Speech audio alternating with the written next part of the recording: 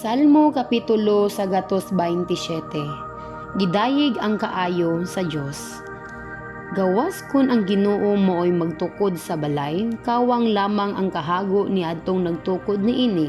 Gawas kun ang Ginoo mooy magbantay sa syudad, kawang lamang ang pagtukaw sa mga magbalantay.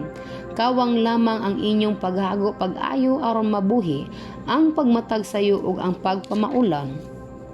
Kay ang Ginoo nagsangkap sa iyang gihigugma samtang natulog sila.